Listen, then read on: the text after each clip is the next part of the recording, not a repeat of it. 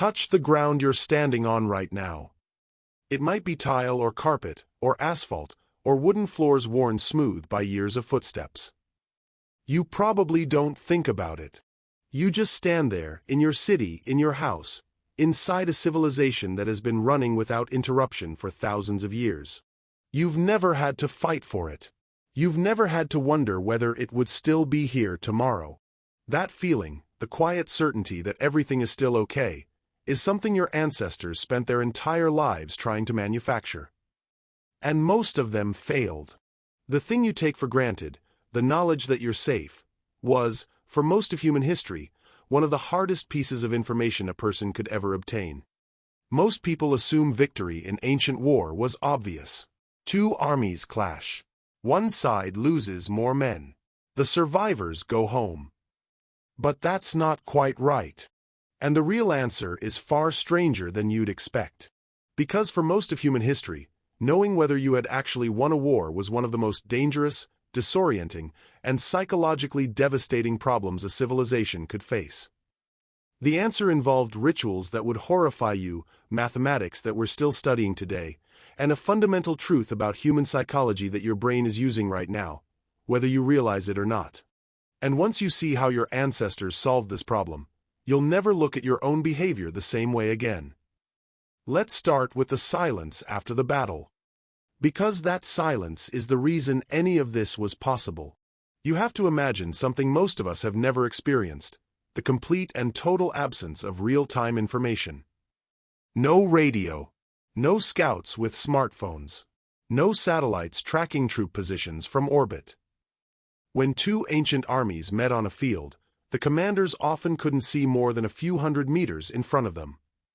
The air was thick with dust kicked up by thousands of moving feet, and with smoke from fires that burned in the chaos of supply wagons and signal stations. The noise was catastrophic: screaming men, panicking horses, the crack of bronze on iron, the groan of wooden siege equipment under tension. And then, after hours or sometimes days, it stopped. And everyone left standing looked around and asked the same question. What just happened? Did we win? In 490 BCE, at the Battle of Marathon on the northeastern coast of Attica, an Athenian army of roughly 10,000 men defeated a Persian force nearly twice their size. The Athenians routed the Persian lines and drove them back to their ships at the water's edge. But the Athenian generals didn't confirm their victory for nearly 3 hours after the fighting ended. They spent those hours reforming their defensive lines, anchoring their flanks against rocky outcrops, expecting a Persian counterattack from the sea that never materialized. The uncertainty itself was a second battle, fought entirely inside their own minds. The generals of Athens, in the aftermath of one of the most decisive military victories in Western history, did not know they had won. And that problem, the problem of knowing, is where the real story begins.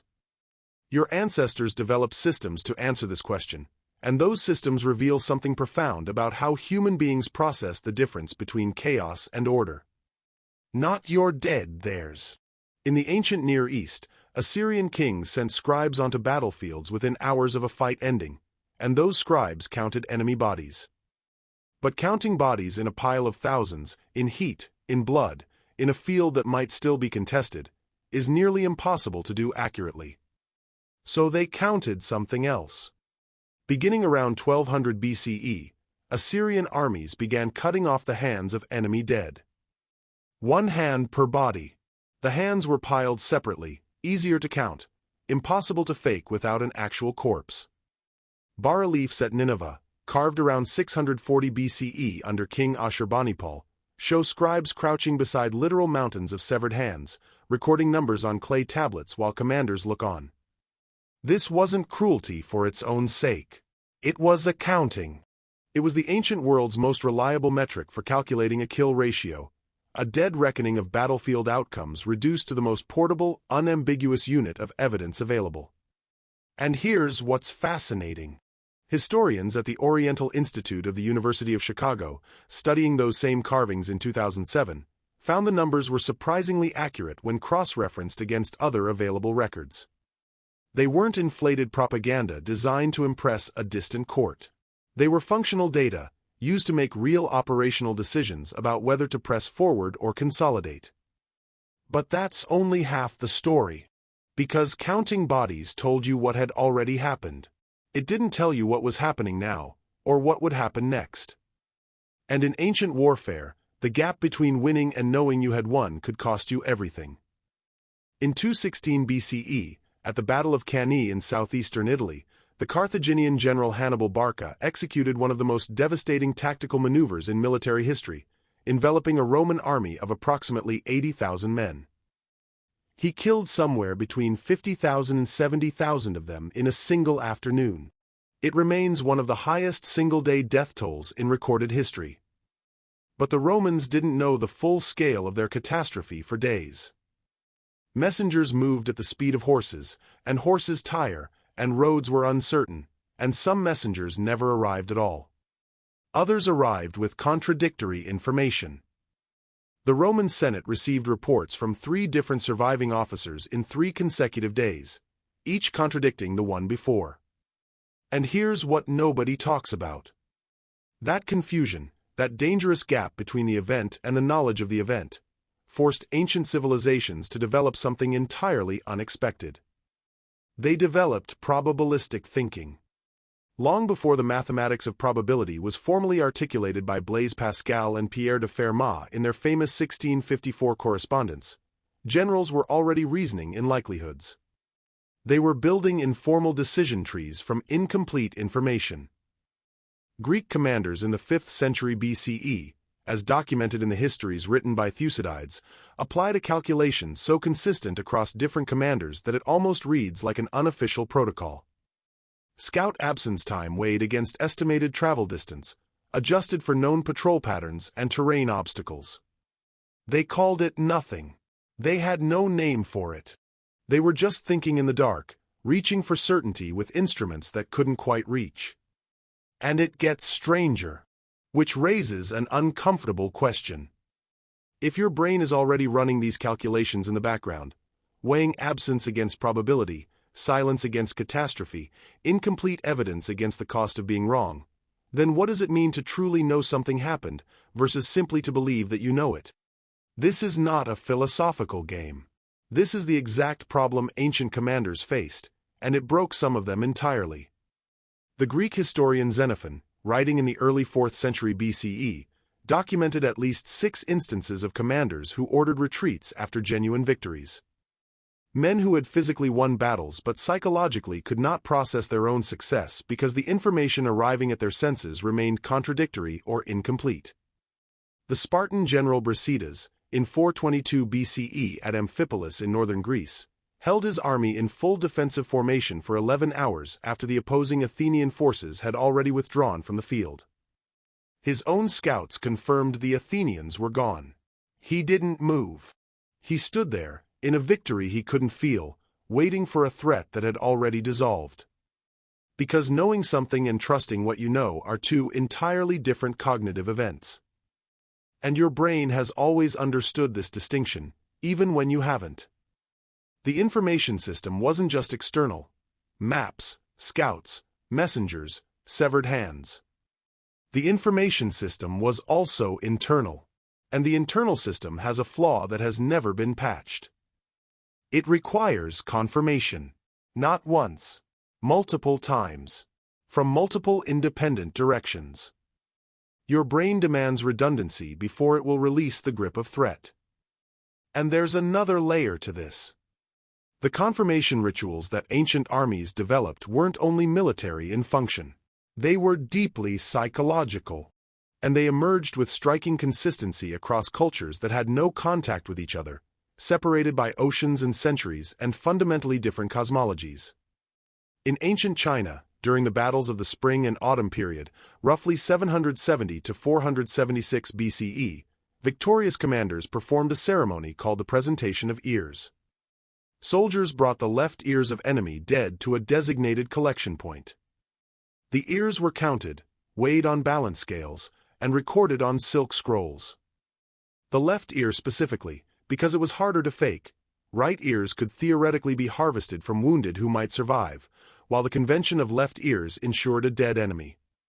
In ancient Mesoamerica, among the warrior cultures of what is now central Mexico, skulls were mounted on wooden racks called tzompantli at the centers of cities, sometimes numbering in the thousands. They faced outward toward every direction a traveler might approach from. Archaeologists excavating beneath Mexico City's Central District in 2017 found 603 skulls cemented into a single tower construction in the precinct of the Templo Mayor, dating to the 15th century CE. The tower wasn't a trophy built for the ruling class. Its placement and orientation suggest it was designed for maximum public visibility. It was a biological ledger, readable by anyone who could count. The message wasn't, "We won." The message was more precise than that. The message was, "Here is the evidence that allows you to stop being afraid." Your body doesn't know about news alerts or push notifications. It doesn't know about satellite imagery or stock tickers or real-time casualty figures delivered to a screen in your pocket. It only knows this. Is the threat still present, or has someone shown me, physically and undeniably, that it is gone? Every time you refresh your phone to check the same news story you read 40 minutes ago, every time you ask someone to confirm something you already heard, you are running an ancient program. Every time you circle back to a piece of information your brain has already processed but hasn't yet accepted, same program. The confirmation urge, the deep compulsion to see it again and touch the evidence and hear it from a second source, was shaped into your ancestors by exactly the conditions we've been describing.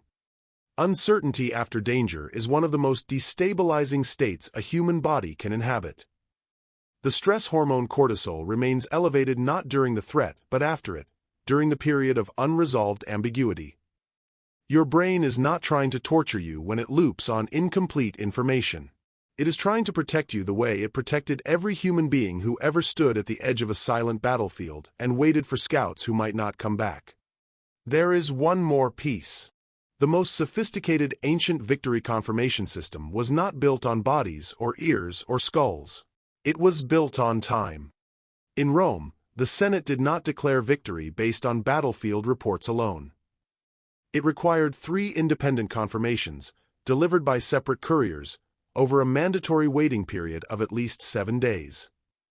The legal procedure that followed, the triumph, had specific thresholds: 5,000 enemy dead, confirmed by multiple independent sources, before the process could even begin.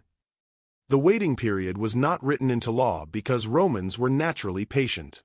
They were famously not. The waiting period existed because the Republic had learned, through costly and humiliating experience, that premature celebration was a military catastrophe. An army that believed it had won and relaxed its posture was an army that could be destroyed by an enemy who had not yet agreed to the outcome. The Senate's mandatory delay was not doubt. It was a weapon. You live inside the answer to a question your ancestors spent their entire existence trying to solve. How do you know it's safe?